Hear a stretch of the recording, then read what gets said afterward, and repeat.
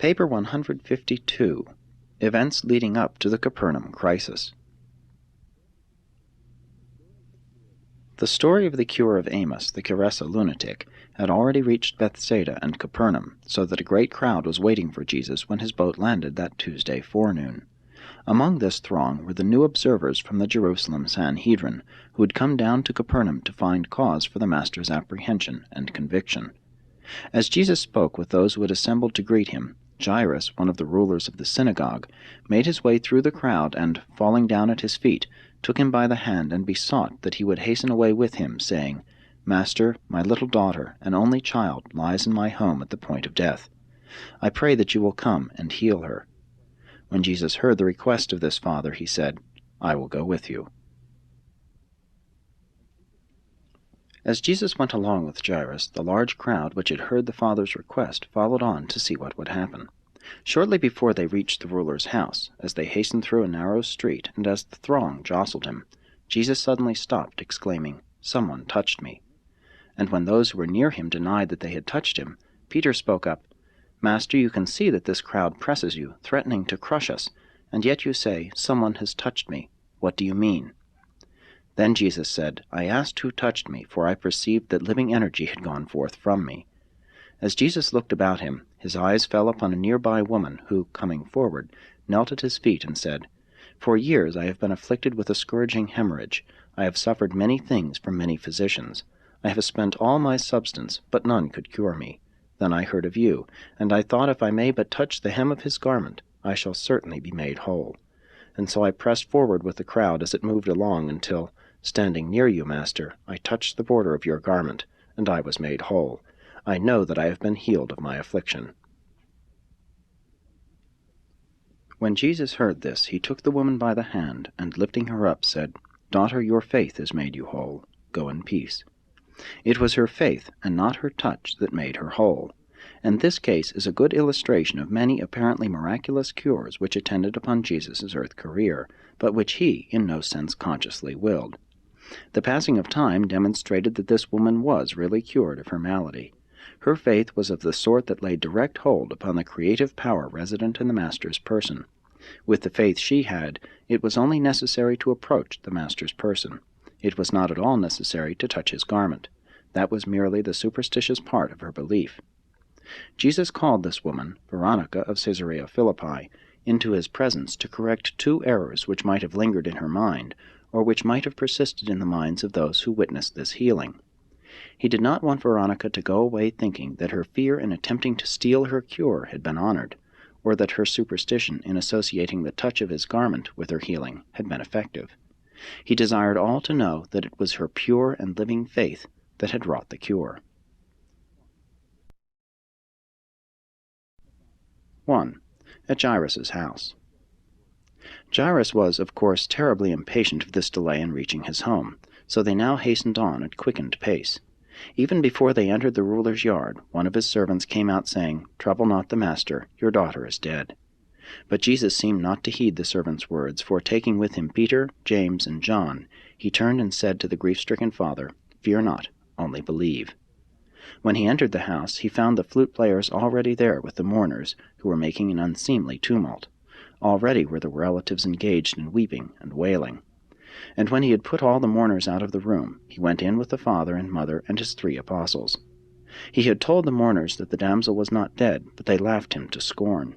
Jesus now turned to the mother, saying, "Your daughter is not dead, she is only asleep."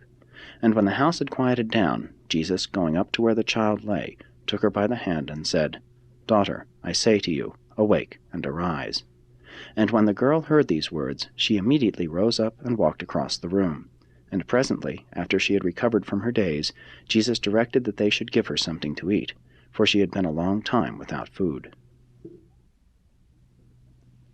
Since there was much agitation in Capernaum against Jesus, he called the family together and explained that the maiden had been in a state of coma following a long fever, and that he had merely aroused her, that he had not raised her from the dead.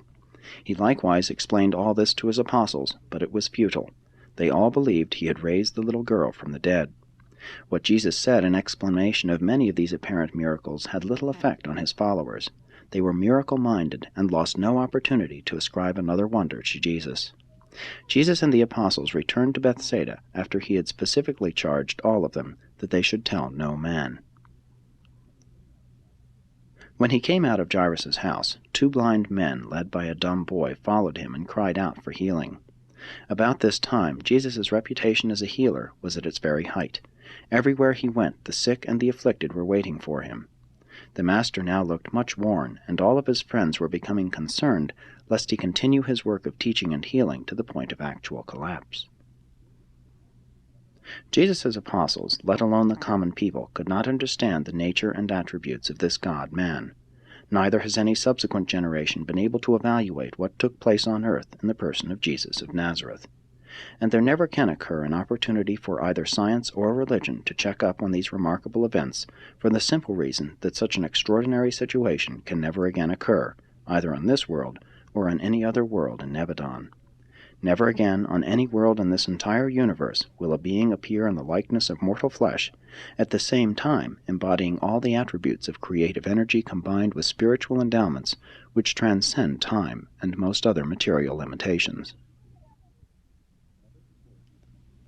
Never before Jesus was on earth, nor since, has it been possible so directly and graphically to secure the results attendant upon the strong and living faith of mortal men and women. To repeat these phenomena, we would have to go into the immediate presence of Michael, the Creator, and find him as he was in those days, the Son of Man. Likewise, today, while his absence prevents such material manifestations, you should refrain from placing any sort of limitation on the possible exhibition of his spiritual power. Though the Master is absent as a material being, he is present as a spiritual influence in the hearts of men. By going away from the world, Jesus made it possible for his Spirit to live alongside that of his Father, which indwells the minds of all mankind.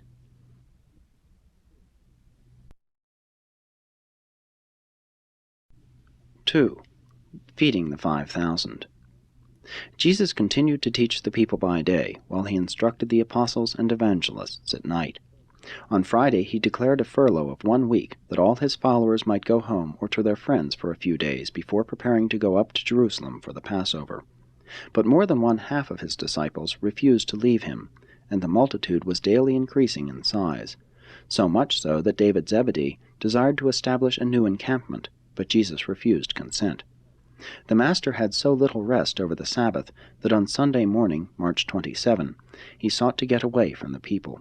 Some of the evangelists were left to talk to the multitude, while Jesus and the 12 planned to escape, unnoticed, to the opposite shore of the lake, where they proposed to obtain much-needed rest in a beautiful park south of Bethsaida Julius. This region was a favorite resorting place for Capernaum folks. They were all familiar with these parks on the eastern shore. But the people would not have it so. They saw the direction taken by Jesus' boat, and hiring every craft available, they started out in pursuit.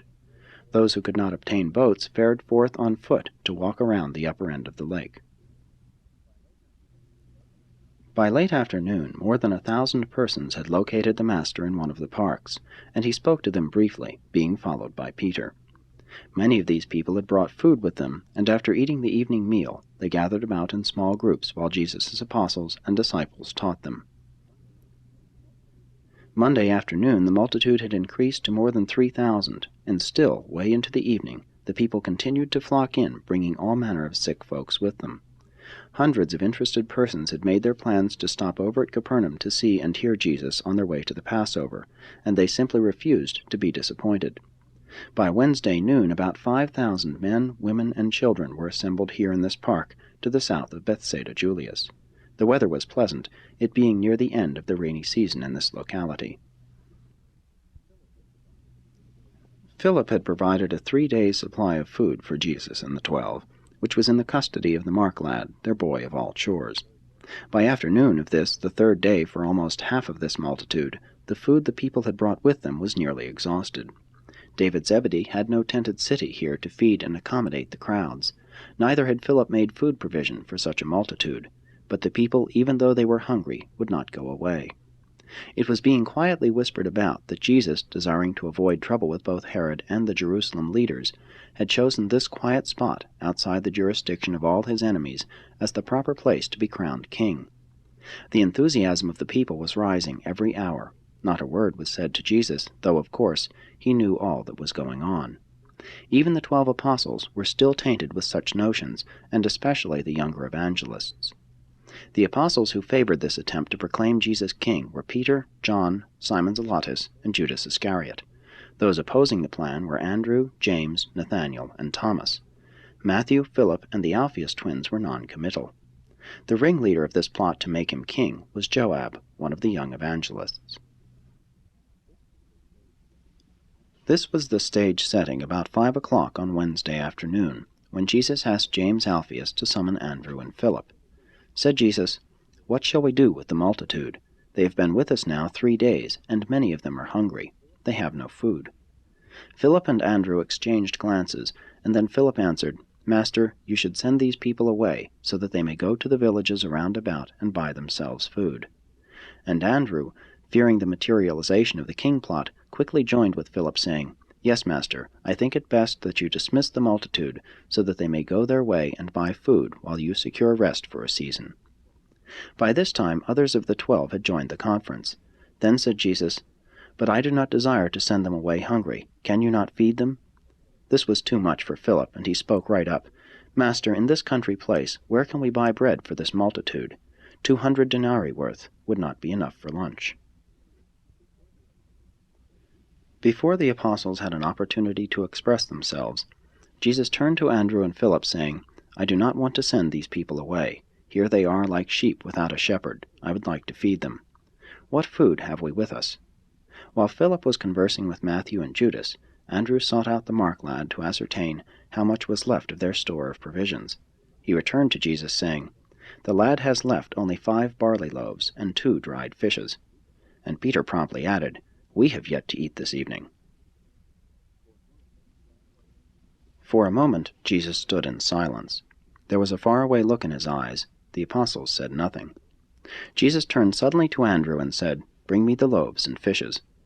And when Andrew had brought the basket to Jesus, the Master said, "Direct the people to sit down on the grass in companies of 100, and appoint a leader over each group, while you bring all of the evangelists here with us." Jesus took up the loaves in his hands, and after he had given thanks, he broke the bread and gave to his apostles, who passed it on to their associates, who in turn carried it to the multitude. Jesus in like manner broke and distributed the fishes. And this multitude did eat and were filled. And when they had finished eating, Jesus said to the disciples, "Gather up the broken pieces that remain over, so that nothing will be lost." And when they had finished gathering up the fragments, they had 12 basketfuls. They who ate of this extraordinary feast numbered about 5,000 men, women, and children. And this is the first and only nature miracle which Jesus performed as a result of his conscious pre-planning. It is true that his disciples were disposed to call many things miracles which were not, but this was a genuine supernatural ministration. In this case, so we were taught, Michael multiplied food elements as he always does, except for the elimination of the time factor and the visible life channel.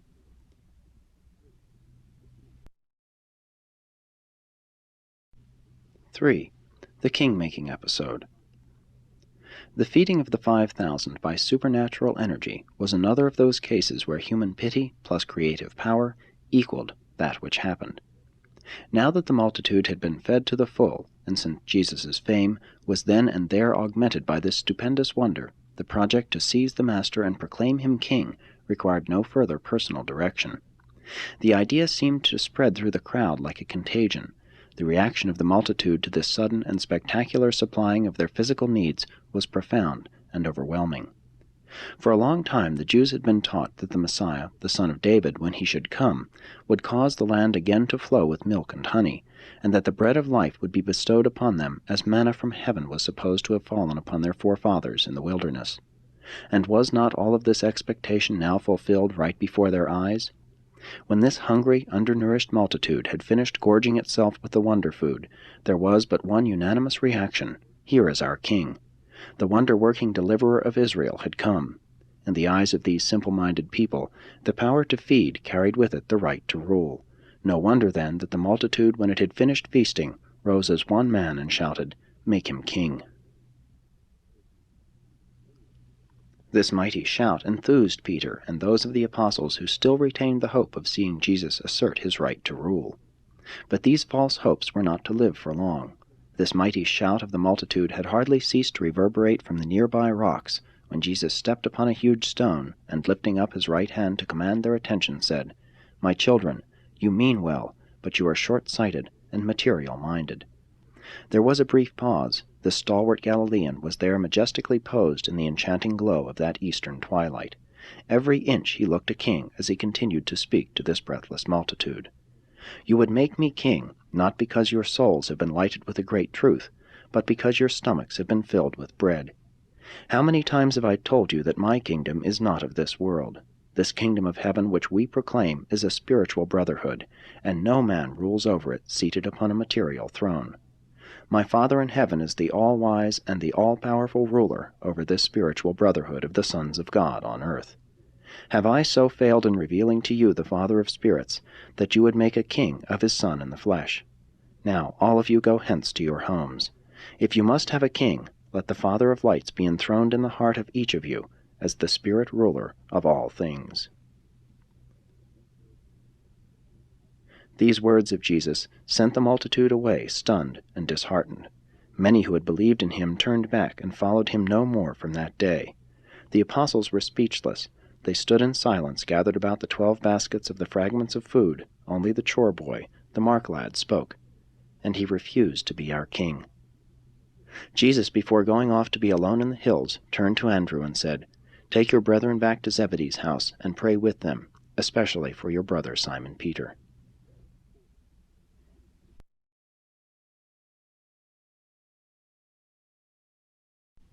(4) Simon Peter's night vision. The apostles, without their master, sent off by themselves, entered the boat and in silence began to row toward Bethsaida on the western shore of the lake. None of the 12 was so crushed and downcast as Simon Peter. Hardly a word was spoken. They were all thinking of the Master alone in the hills. Had he forsaken them? He had never before sent them all away and refused to go with them. What could all this mean? Darkness descended upon them, for there had arisen a strong and contrary wind which made progress almost impossible. As the hours of darkness and hard rowing passed, Peter grew weary and fell into a deep sleep of exhaustion. Andrew and James put him to rest on the cushioned seat in the stern of the boat. While the other apostles toiled against the wind and the waves, Peter dreamed a dream. He saw a vision of Jesus coming to them walking on the sea. When the Master seemed to walk on by the boat, Peter cried out, "Save us, Master, save us." And those who were in the rear of the boat heard him say some of these words. As the apparition of the night season continued in Peter's mind, he dreamed that he heard Jesus say, "Be of good cheer, it is I, be not afraid." This was like the balm of Gilead to Peter's disturbed soul. It soothed his troubled spirit, so that, in his dream, he cried out to the Master, "Lord, if it is really you, bid me come and walk with you on the water." And when Peter started to walk upon the water, the boisterous waves frightened him, and as he was about to sink, he cried out, "Lord, save me." And many of the 12 heard him utter this cry. Then Peter dreamed that Jesus came to the rescue, and, stretching forth his hand, took hold and lifted him up, saying, "O you of little faith, wherefore did you doubt?" In connection with the latter part of his dream, Peter arose from the seat whereon he slept and actually stepped overboard and into the water. And he awakened from his dream as Andrew, James, and John reached down and pulled him out of the sea. To Peter, this experience was always real. He sincerely believed that Jesus came to them that night. He only partially convinced John Mark, which explains why Mark left a portion of the story out of his narrative. Luke the physician, who made careful search into these matters, concluded that the episode was a vision of Peter's, and therefore refused to give place to this story in the preparation of his narrative.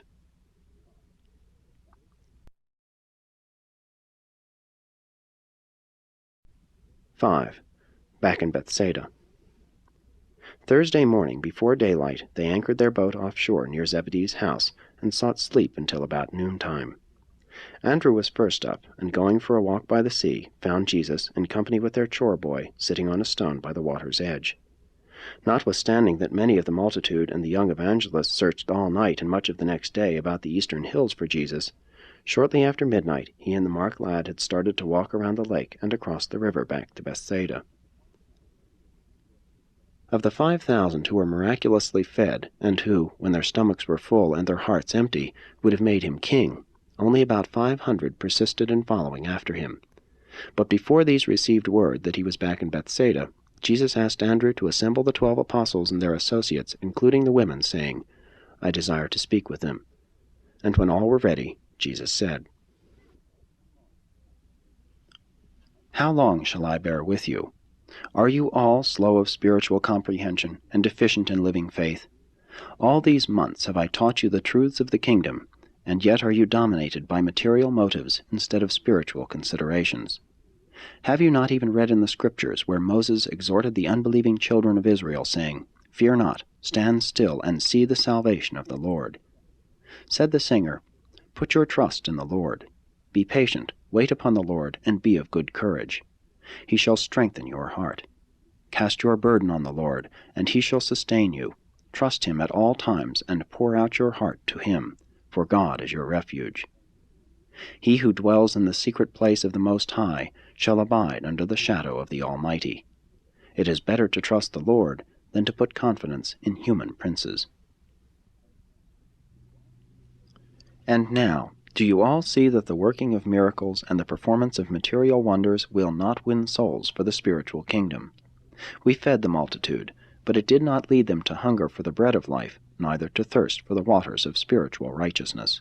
When their hunger was satisfied, they sought not entrance into the kingdom of heaven, but rather sought to proclaim the Son of Man king after the manner of the kings of this world, only that they might continue to eat bread without having to toil therefor. And all this, in which many of you did more or less participate, does nothing to reveal the heavenly Father or to advance his kingdom on earth. Have we not sufficient enemies among the religious leaders of the land, without doing that which is likely to estrange also the civil rulers? I pray that the Father will anoint your eyes that you may see, and open your ears that you may hear, to the end that you may have full faith in the gospel which I have taught you."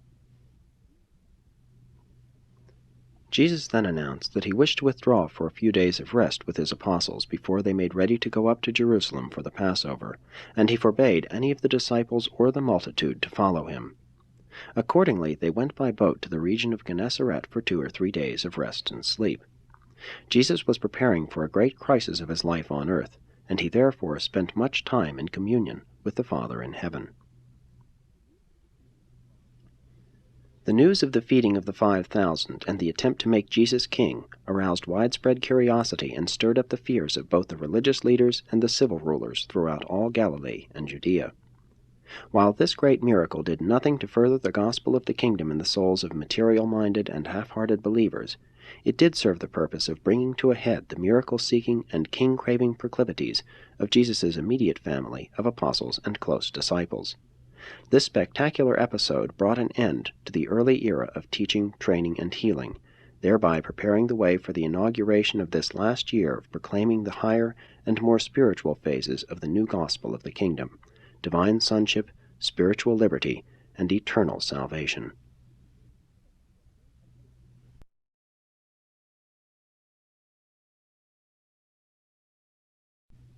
(6) At Gennesaret.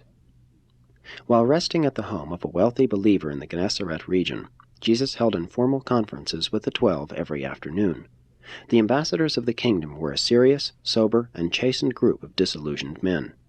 But even after all that had happened, and as subsequent events disclosed, these 12 men were not yet fully delivered from their inbred and long-cherished notions about the coming of the Jewish Messiah. Events of the preceding few weeks had moved too swiftly for these astonished fishermen to grasp their full significance. It requires time for men and women to effect radical and extensive changes in their basic and fundamental concepts of social conduct, philosophic attitudes, and religious convictions. While Jesus and the 12 were resting at Gennesaret, the multitudes dispersed, some going to their homes, others going on up to Jerusalem for the Passover. In less than 1 month's time, the enthusiastic and open followers of Jesus, who numbered more than 50,000 in Galilee alone, shrank to less than 500. Jesus desired to give his apostles such an experience with the fickleness of popular acclaim that they would not be tempted to rely on such manifestations of transient religious hysteria after he should leave them alone in the work of the kingdom. But he was only partially successful in this effort. The second night of their sojourn at Gennesaret, the Master again told the apostles the parable of the sower, and added these words, "You see, my children, the appeal to human feelings is transitory and utterly disappointing. The exclusive appeal to the intellect of man is likewise empty and barren. It is only by making appeal to the spirit which lives within the human mind that you can hope to achieve lasting success and accomplish those marvelous transformations of human character that are presently shown in the abundant yielding of the genuine fruits of the Spirit in the daily lives of all who are thus delivered from the darkness of doubt by the birth of the Spirit into the light of faith, the kingdom of heaven." Jesus taught the appeal to the emotions as the technique of arresting and focusing the intellectual attention. He designated the mind thus aroused and quickened as the gateway to the soul, where there resides that spiritual nature of man which must recognize truth and respond to the spiritual appeal of the gospel in order to afford the permanent results of true character transformations. Jesus thus endeavored to prepare the apostles for the impending shock, the crisis in the public attitude toward him, which was only a few days distant. He explained to the 12 that the religious rulers of Jerusalem would conspire with Herod Antipas to effect their destruction. The 12 began to realize more fully, though not finally, that Jesus was not going to sit on David's throne. They saw more fully that spiritual truth was not to be advanced by material wonders. They began to realize that the feeding of the 5,000 and the popular movement to make Jesus king was the apex of the miracle-seeking, wonder-working expectance of the people and the height of Jesus' acclaim by the populace. They vaguely discerned and dimly foresaw the approaching times of spiritual sifting and cruel adversity. These 12 men were slowly awakening to the realization of the real nature of their task as ambassadors of the kingdom, and they began to gird themselves for the trying and testing ordeals of the last year of the Master's ministry on earth. Before they left Gennesaret, Jesus instructed them regarding the miraculous feeding of the 5,000, telling them just why he engaged in this extraordinary manifestation of creative power, and also assuring them that he did not thus yield to his sympathy for the multitude until he had ascertained that it was according to the Father's will.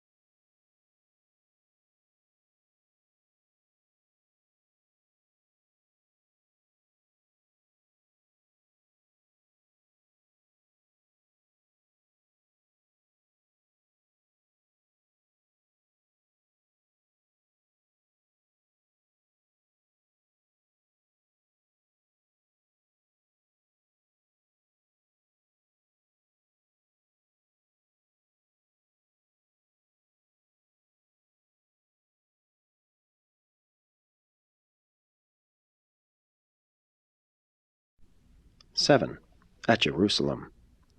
Sunday, April 3, Jesus, accompanied only by the 12 apostles, started from Bethsaida on the journey to Jerusalem. To avoid the multitudes and to attract as little attention as possible, they journeyed by way of Gerasa and Philadelphia. He forbade them to do any public teaching on this trip, neither did he permit them to teach or preach while sojourning in Jerusalem. They arrived at Bethany, near Jerusalem, late on Wednesday evening, April 6. For this one night they stopped at the home of Lazarus, Martha, and Mary, but the next day they separated. Jesus, with John, stayed at the home of a believer named Simon, near the house of Lazarus in Bethany. Judas Iscariot and Simon Zelotes stopped with friends in Jerusalem, while the rest of the apostles sojourned 2 and 2 in different homes. Jesus entered Jerusalem only once during this Passover, and that was on the great day of the feast. Many of the Jerusalem believers were brought out by Abner to meet Jesus at Bethany. During this sojourn at Jerusalem, the 12 learned how bitter the feeling was becoming toward their master. They departed from Jerusalem, all believing that a crisis was impending. On Sunday, April 24, Jesus and the apostles left Jerusalem for Bethsaida, going by way of the coast cities of Joppa, Caesarea, and Ptolemais. Thence overland they went by Ramah and Chorazin to Bethsaida, arriving on Friday, April 29. Immediately on reaching home, Jesus dispatched Andrew to ask of the ruler of the synagogue permission to speak the next day, that being the Sabbath, at the afternoon service. And Jesus well knew that that would be the last time he would ever be permitted to speak in the Capernaum synagogue.